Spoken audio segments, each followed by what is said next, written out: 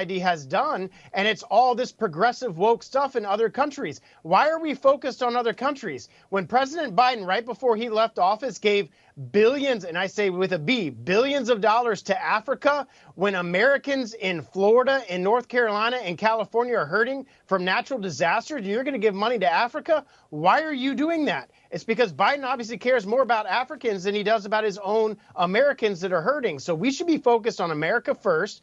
President Trump is doing that, but we got to come behind him in Congress and do the appropriations the way that we need to do that to back the president up. The U.S. strategic, and with regards to the bill, as you are aware, it's a normal procedure.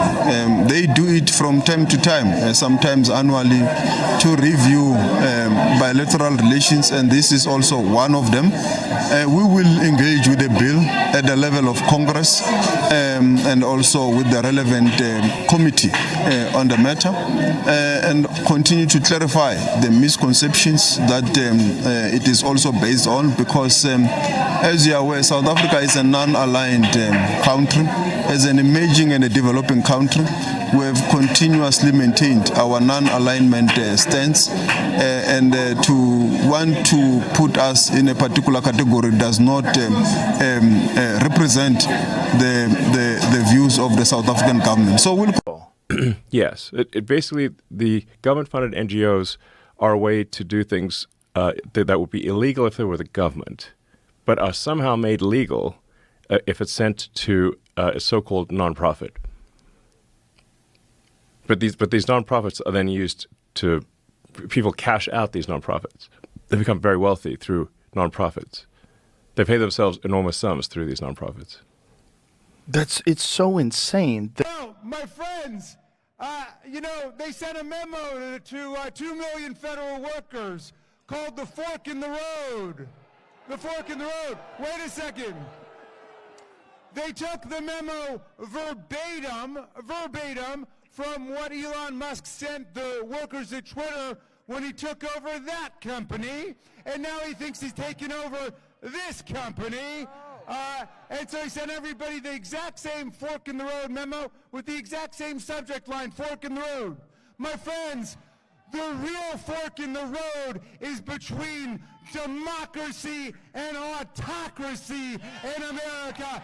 That's the fork in the road. That's the fork in the road. Basically, the truth is under attack in South Africa.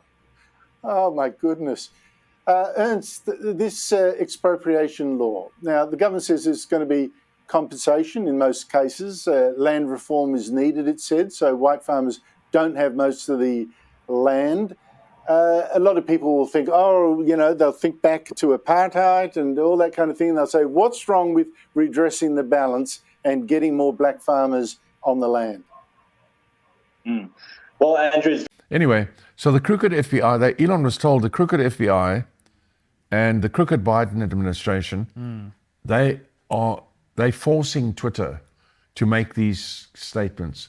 And they are robots, they are not people. And so Elon said, but and then he said, Twitter, and he wasn't even, I don't think he was even on Twitter. And then he said, in that case, I'm going to buy Twitter. Wow. So at that time, we thought Twitter was worth about $7 billion for its data center. And they pushed the price up until he was forced to pay $44 billion. But he paid it. And we took over Twitter and fired all the bad people. And we've been running it ever since. And as everybody knows, and people were saying, yes, well, Elon paid too much. No, last Friday, Twitter has joined with AI, and the two companies together are now estimated to be worth $100 billion.